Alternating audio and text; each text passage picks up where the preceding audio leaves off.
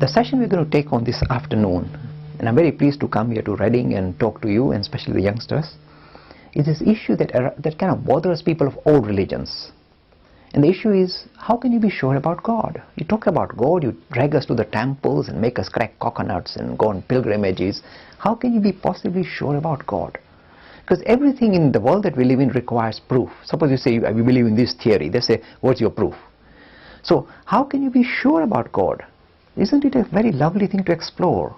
So in the FMOD, they allow you to explore this marvelous idea, how can you be sure about God? So we're going to explore this whole issue. Now you see, suppose I say, how can I be sure about you? You say, look, I'm sitting in front of you, you can come and thump me, see, I'm here, you can be sure. Now this is called empirical evidence. Empirical means evidence that is supported by sense data. So my senses are confirming this evidence. So if I say, here, this is the piece of bag here, I can actually visualize, see it physically. So empirical means that which is supported by sense evidence, sense data.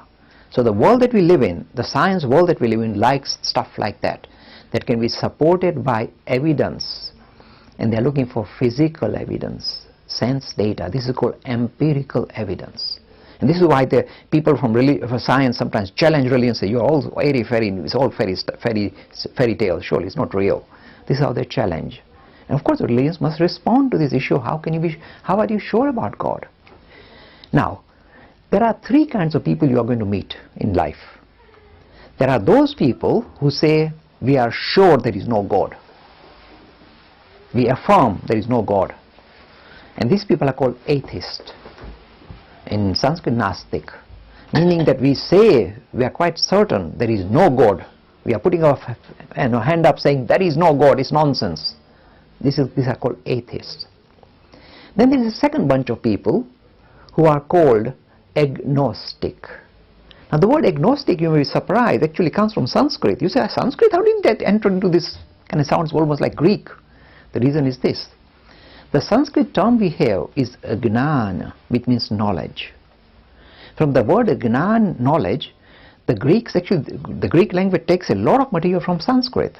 So the ancient Greek took on the word gno. From gnan it became gno in ancient Greek language. So the word gnan became gno in Greek, and from gno it became no in English. So the word G became silent, so gno became no. That's what the word no. And knowledge comes straight from gnana. Gnana, gno, no, knowledge. See how linked. So there is an etymological link, a linguistic link between the ancient Sanskrit language and modern English. So the word gno means to know, and the word agnostic that I just introduced means not to know. In front of it, not to know, agnostic. So the word agnostic is literally a straight derivation from Sanskrit, which means we don't know if there is a God or no God. So first I told you there is one bunch of people who say we are atheists, we know there is no God. How can you know something doesn't exist? This is the biggest problem. But they say we are sure, because there are so many things I can pull out to suggest there is no God. For example, say straight away the question arises, if there is an almighty God who is all compassionate and all knowing and all powerful, how can there be suffering in this world? Forget about the human suffering in the animal kingdoms. They're tearing each other apart and killing each other and eating each other while they're alive. How can a God create a universe like this? Forget about the human problem or law of karma. You are to blame. It doesn't say. What about the animals? The poor deer is eating grass in the forest and the leopard jumps on it and kills it. What has the poor deer done that it deserves to be torn apart and eaten alive? So it's straight. This is how the atheistic will challenge religion, saying that the suffering that we see around us makes us feel sure there is no God. Because the way you define God doesn't sit well with what we see around us. So this is the atheistic's challenge. You must take them. Don't be frightened. Your religion is going to disappear if you challenge it. It's nice to explore these things without getting frightened. So here is the atheistic lobby. And of course the people you'll meet are people like, say, Richard Dawkins, very famous with God delusion. This is his argument.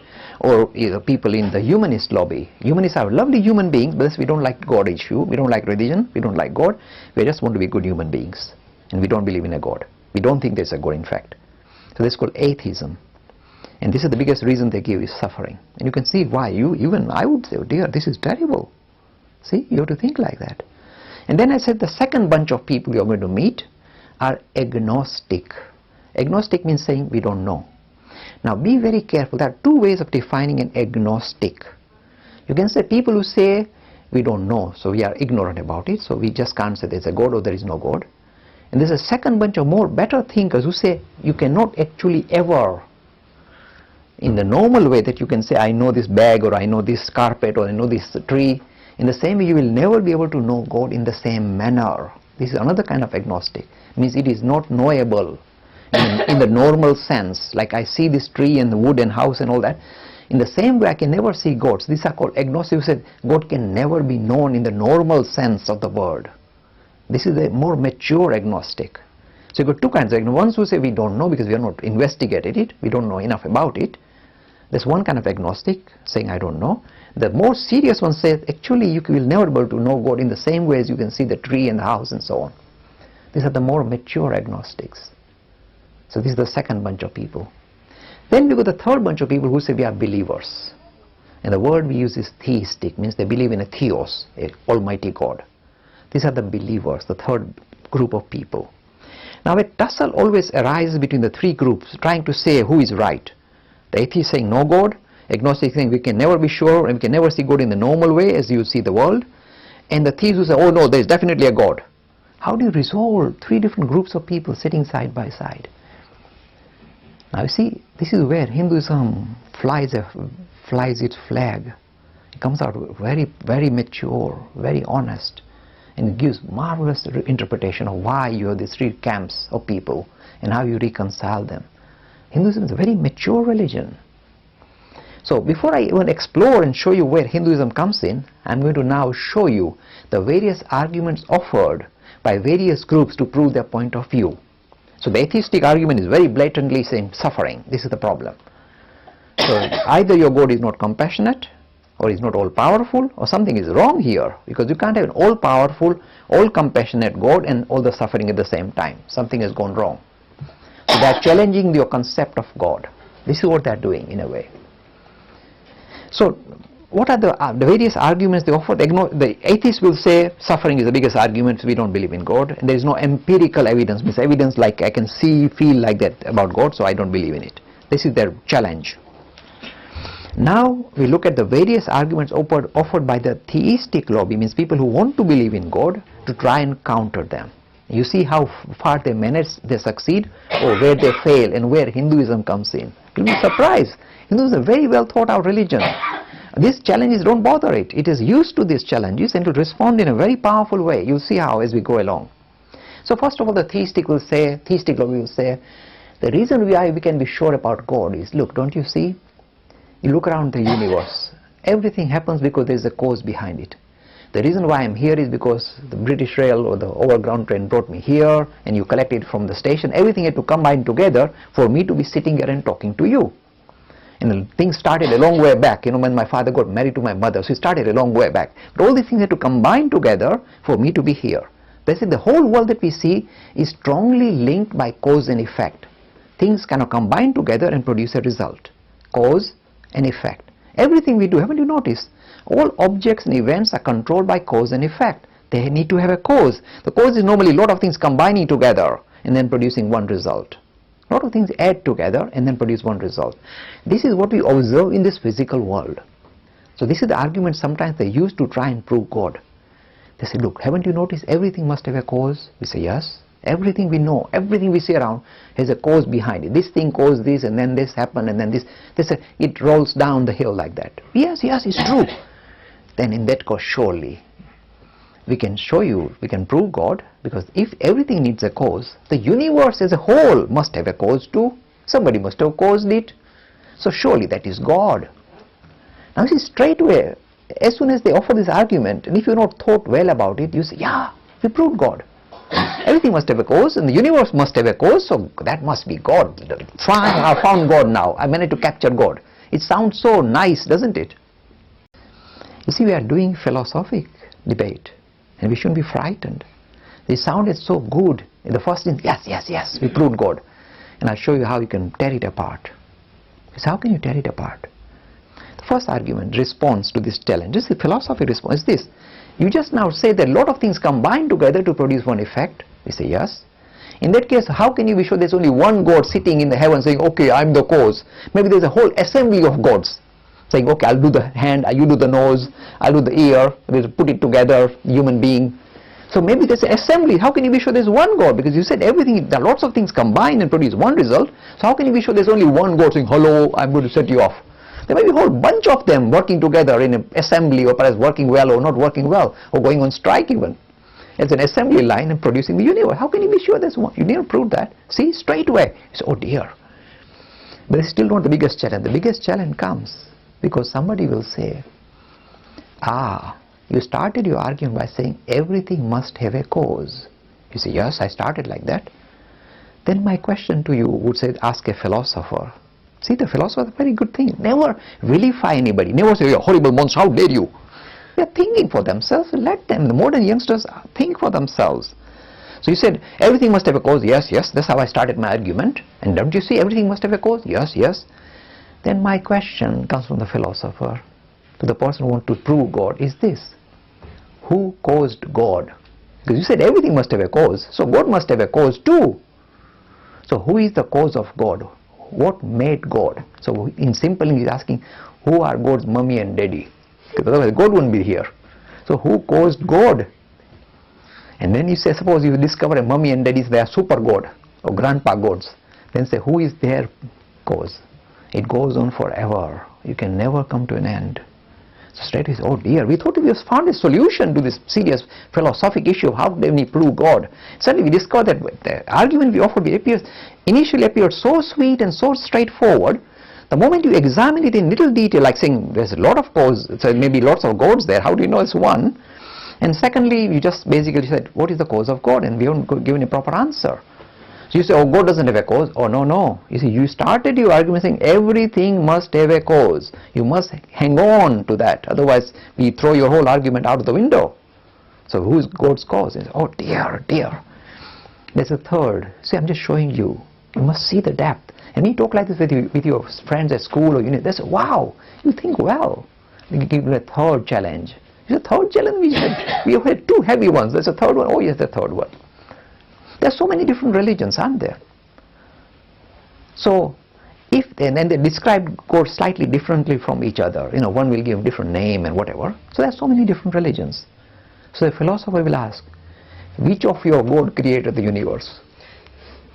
Because if you say Islam is the right one, then the Christian God must be wrong. And if it's Christian, then the other God must be wrong, and the Hindu God must be wrong too. So which of your God is the one who created the universe? There are so many of them. Which one is the right one then? Fight it out amongst yourselves. Sort yourself out first before you come to us. This is called playing one religion against another. This is used again and again in philosophy. Because there is a variation of points of view. So who is right now? So whose God created the universe? And then that means that the rest must be wrong. So the philosopher says, in that case, it appears a whole lot of you are wrong then. Because you can't say that one is better than the other. The whole lot of you are suspect now. See, what appeared like a simple way of finding God suddenly discovered three challenges, and they are positive, they are good challenges. So you say, oh dear, it didn't work, never mind, we'll try some other ways. So we try another way. Now this argument is called, in kind of posh English, if you're doing A-level Hinduism, it's called cosmological argument, from the word causa in Latin, which means cause, causation. This is called cosmological. It doesn't mean the cosmos, it simply means causation is the foundation. So we use the word of causation, cause and effect, and it suddenly crumbled. Three challenges came, zoom back, and the argument began to crumble. Fair enough. We are not going to give up, are we? We love God chap. We're going to produce him somehow. So we come up with a second argument. The second argument we give, or the people of religion give, not Hindus, be careful, I have not brought Hinduism yet at all. I'm just telling you generally how people of religion try and respond. And this is mainly the Christian and the Muslim lobby. Hinduism has a different answer to all this. You say, well, we never brought Hinduism yet. Not yet. You see why. That's why it really comes out very, very strong. The second argument offered by the theologians, these are the people from the Christian Muslim tradition, the Jewish tradition, to try and prove God, is say, there's something else. You see, the world appears so well designed, isn't it? The way we are built, all our bodily parts kind of function so minutely, so well. Your heart, your lungs, the brain, your eyes, everything is so well designed. Even the trees and the fruit appears in the right time, and you have a seasonal fruit that you eat and nourish yourself. Everything fits well, so well. Is so well designed. Because the world is so well designed, including human beings, there must be a designer. It's like sending somebody, if you're wearing Calvin Klein, jacket or something, there must be Mr. Calvin Klein who designed it somewhere. Well, we hope there is. So this surely is a proof of God. The world is so well designed, there must be a designer. Second argument. Again, you see, when we look at the intricate way the whole thing is so well balanced, we are tempted to think this is a good argument. Aren't we? It sounds so good. The eye is so well designed, the information goes to the brain. I see the universe is fantastically well designed, so surely, this is good enough. This is called the argument by design, and that God is a designer. That's how God appears. He's a designer behind this designed universe. In posh English, this is called teleological argument. Teleological. Teleo means it leaves a result, which shows that there is a tail to it. And teleological means the design argument. The world is so well designed, there must be a God who designed it. Again, sounds very feasible until you begin to explore it. You say, oh dear, things are cracking up here. We thought it was so easy to prove God through using our logic and intelligence. So you try other approaches. So you try the teleological argument. And it sounded good, but then comes Darwin. And Darwin, poor chap, he was a devout Christian. But when he discovered this theory that really blew a big hole in the theology of the Christian tradition, so he was so shy, he didn't want to publish his book. Especially his wife was a devout Christian. He didn't want to offend his wife. Now all husbands know this, to offend a wife is a very tricky thing. So they kind of, the poor Darwin, for nearly 20 years I think, he just sat on his book, wouldn't publish it because his wife would get angry. Can you imagine? I hope husbands would do that for their wives, but I don't know. But this is how. So the argument that Darwin comes with is so dramatic, he didn't want to publish it even. And this is what he discovered. This is, again, Hinduism is no difficulty with Darwin. Be careful. We have no problem with Darwin. Darwin said, the reason why the world appears so well designed is because it had to be like this, otherwise it would not have survived.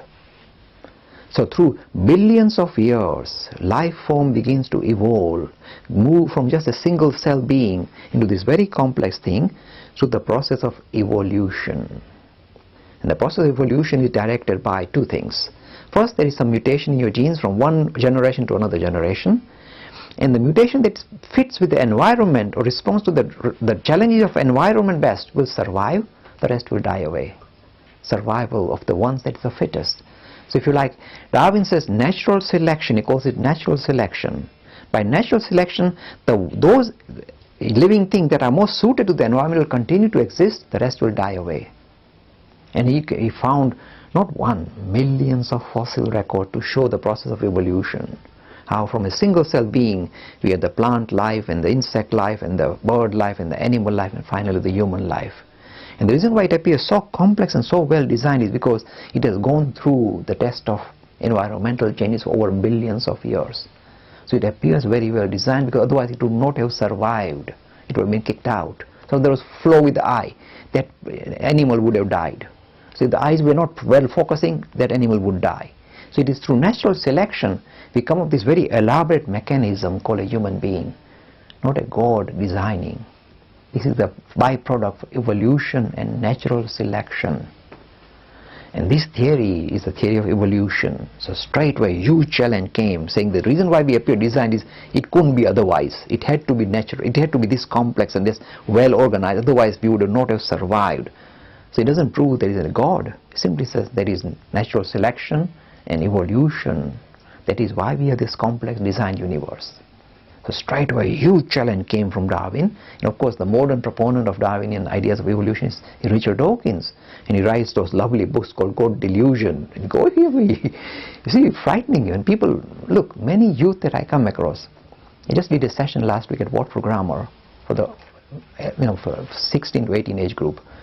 and they love this kind of exploration. In fact, majority youth prefer this very openness to thinking about God rather than saying, oh, it's written in my book, believe it. They don't like that anymore. So it's this openness that they like to relate to, they feel comfortable with. So they prefer Darwin and this idea of evolution, this idea of, no, God designed Satan, okay, I'm going to have a screwdriver and sort you out and design you. See, this is straightway challenge comes straight out of evolution. And this is the second thing is this. And this is how some people really kind of challenge the idea of God. Really, when you think about it, a lot of things are not so well designed. Look at me and look at you. See? We can't see without it. So we are poorly designed. As soon as we are 25, we start needing stuff like this to kind of see. So well, God didn't design me too well. So I'm just lightening up. But there are flaws in design. And of course the biggest flaw is the kind of the viciousness we see in the animal kingdom would suggest that if a God designed this world, then he must be a horrible man. How can he design animals eating and biting and killing each other while they're alive and chewing each other up? Something is not right with the design. So this is the second challenge that comes. The only positive way the people of design argument say is this. It's not just the animal, the human kingdom. They say the whole universe is so well designed, so well kind of placed that there seems to be something more at play. It's not mere coincidence that things appear like this so well. Because if you like, the natural constants that we find in the physical world, like they said, the force of gravitation or electromagnetism or the weight of this and that, unless they were so perfectly designed, the world would not, it would crumble. So this is the argument still from the design argument trying to come back and say, no, there is more design, not just human design. The whole of this creation is so well pinpoint designed that there seems to be something more. They haven't proved God. There's something else more rather than just coincidence. And my own professor in physics worked out. Look, he's a humanist, and yet he worked out the world to exist as it does in this very complex manner. The chances of this happening by mere coincidence are, he worked out the statistics. He's a mathematician. 1 part in 10 to the power 10 to the power 1, 2, 3. Now this is like, if you don't have number, you can't put the number of zeros. It is that well designed. So this is the only comeback from the design argument that the world is very finely tuned. Otherwise it will not exist, it will crumble. All the forces of nature are extremely well designed for this creation to come into being. And they worked out the statistics. And the statistics suggest there is more at play than meets the eye. That's all it can say. It doesn't prove God. But there is more to it, and we are not finally given an answer. So the simplistic argument that, it's human beings are well designed, that is blown away by Darwin. But the deeper idea of design at the deeper level, that has not been blown away. That stays. So we've taken 2 arguments to try and prove God. And we suddenly found that, oh dear, things don't appear to come out so straightforward. They use all sorts of other ploys to try and prove God. They'll say, look, I'm talking on the side of the philosopher, as you can see, deliberately becoming philosophic rather than a Hindu or religious. Oh no, you must hang on to God. Because I want to show you the openness in which you should be able to think for yourself and come to a conclusion. Not what I agree with, what you think is right. Think for yourself. So every argument, and one of the most silliest arguments I've seen, and I find it silly myself, is this: that there must be a God because there are so many temples and so many churches and so many mosques that proves there is God. I said, that's a terrible way. You can't prove there's a God. The argument that we offered in the book, which you may like to use, is this. We say, you can go to Anaheim or Orlando, and you see that wonderful place that we've all been, and I've been there 3 times, Disney World. Such a lovely place to visit. There are castles, about Cinderella's castles, and you say, wow, does it mean Cinderella is for real? Because there are constructions in praise of Cinderella or Mickey Mouse. Does it mean Mickey Mouse is for real? Just because there's construction, there is a building put up, beautiful building. So just merely that you build up a lot of temples and churches doesn't mean there is a God. Maybe you're all deluded and you just like to live in fairy tale world. So this is how a challenge comes. Oh dear, we never thought like that. Don't compare us with Disney World, it's too much. But this is how a philosopher will challenge. If you just say, oh, because there are so many buildings, that means it's God. There are buildings for Mickey Mouse, doesn't mean there's Mickey Mouse. See, you can use that blunt. Always be open. Now, you see, I've thrown various arguments in front of you. There are some other arguments offered, arguments like miracle. That's a God can do miracle. That's a proof of God. It may sound good. Yes, God can But then you see, if God has to keep coming back and doing miracle, that means the world that is set into motion was not properly set. So he has to come with screwdriver and tighten it again and do miracle. That means that God is not perfect then. Again, it shows God in a poor light. So even the argument miracle doesn't work. And let me give you the biggest problem with miracle. Let me give a simple example. Suppose somebody in our family is not well. Look, I'm giving you a genuine argument. And we say we all pray to God, please God help. And that person recovered. We say, see, that's proof of God. Sounds good, doesn't it? But the challenge will come like this. The challenge will come like this. Suppose there's another person who doesn't believe in God, and that family member is also in serious illness, and they don't know there's a God even, so they can't pray. That means that person should die. Now this is very bad because God is partial. That means unless you believe in Him, He won't help you. That's a horrible God. There's a God who is biased, and that can't be a definition of God. See? That means unless you believe in Him and pray to Him, you say, okay, these guys can die, who cares? And the poor man doesn't know God exists, so you mustn't blame him for that.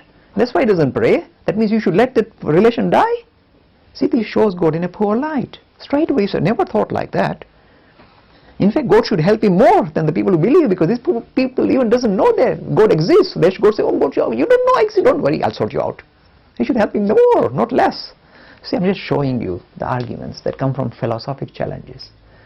Now, I've given you three arguments: the cosmological, causation argument, the teleological design argument, and the third one about say miracles, or even the fourth argument about building structures doesn't really prove.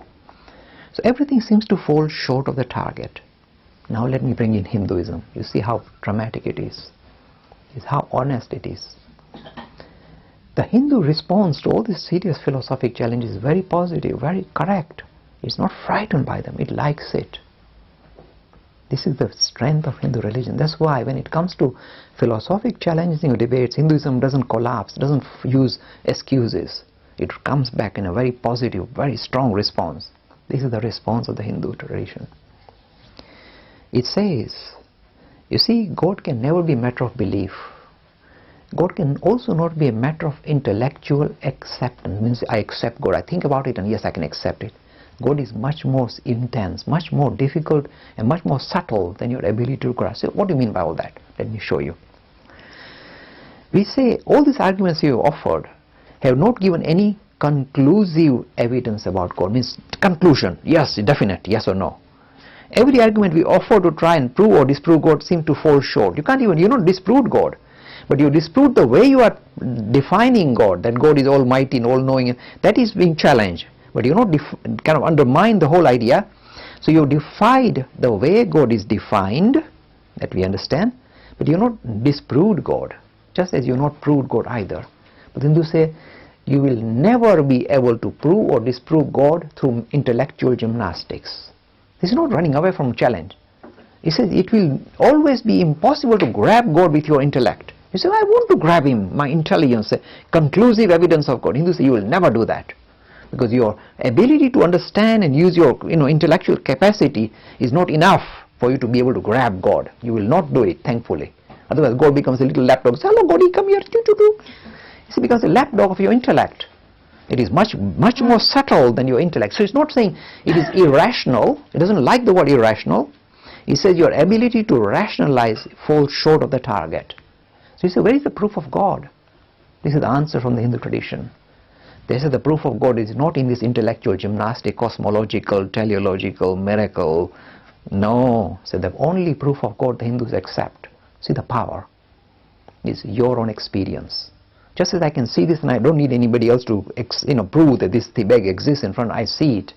In the same way, say Hindus, it is possible to come face to face with this concept that we call God. Unless you experience God for yourself, you can always say, I am not sure. I need to see. Look, in other religions they say, believe in God and die and everything will work out for you. The Hindu religion says, no. Belief is just the starting point of your religious journey. It's just the beginning. You're beginning your search, so you have a belief system. Otherwise you can't start your journey. But once you start your journey, it doesn't stay just believe and die. That's terrible. It says, you must take belief to its conclusion. You must be able to actually experience God for yourself, not your prophet, not your scripture is written in the books, in the Bhagavad Gita, good for Bhagavad Gita. Unless I see God face to face myself, or experience this thing called spirit, or Brahman, or Atman myself, I will not believe it. The Hindu said, be like that, be tough on yourself. So what is the Hindu conclusion? He said the only proof of God the Hindus accept is not through its intellectual gymnastics. He said it in fact agrees that this intellectual gymnastics will fall short of the target, will never prove or disprove God. It agrees with that. So it agrees with the challenges. He's saying because God is much more severe and stronger than your intellectual capacities, it will fail. You won't be able to grab him with your intellect. Only proof of God the Hindus accept is first an experience. So we go from the idea of a belief system, Shraddha, to the idea of Sakshatkar, first-hand encounter. You know, you've seen this film, Encounter of the Third Kind, you know, the alien coming or something.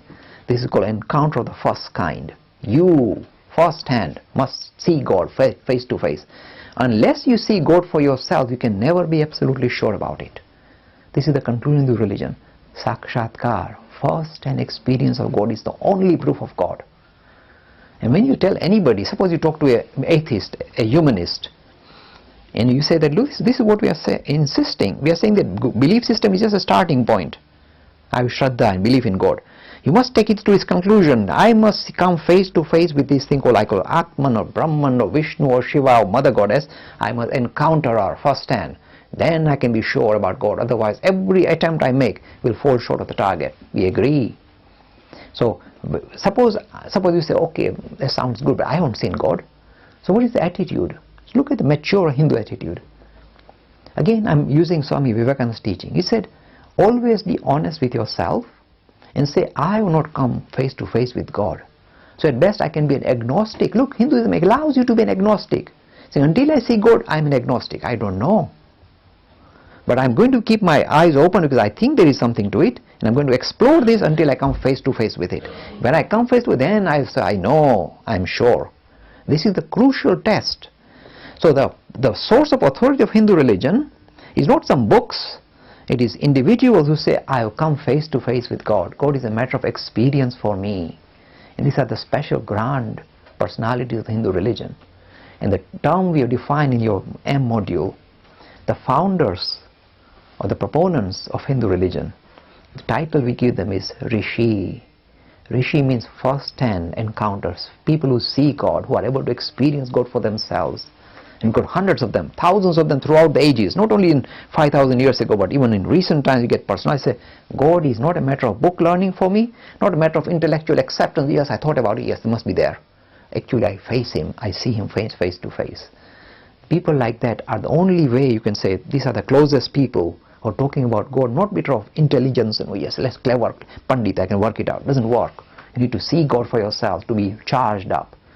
This is the only proof of God the Hindus accept. First-hand experience. See how logical we are and how honest we are. So we are saying, until you see God, be agnostic. Say, I don't know. Be honest. Because the intelligent argument I offered seemed to kind of fall short. And I recognize that and I say, this is not good enough. I need to face God. And see, when you look at your own tradition, you will find many individuals in the recent past who come face to face with God.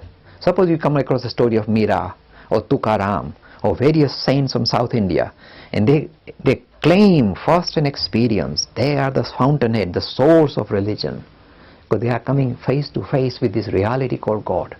And that is where you go down to the fountainhead, the heart of religion, to discover whether God is for real or not for real. So mere just gymnastics, that's why we're doing gymnastics, which I've just done some gymnastics with you and showed you how I can do somersaults and everything. And you enjoy that because you say, yeah, that's clever. Like all this causation, teleology seems to fall short. It's good it falls short. Otherwise, God will be captured with intelligence. In that case, intelligence is bigger than your God now. He caught it. See? It can never do that. So we are not frightened by intelligence. We are saying it will deliberately not be caught because it's much more subtle. It is much more dramatic and first hand. You see God. You don't need to work on it and drink cups of coffee and work it out. You just enjoy God. You come face to face. Aim of Hindu life is not to believe in God, but to see God. That is the only proof of God we accept.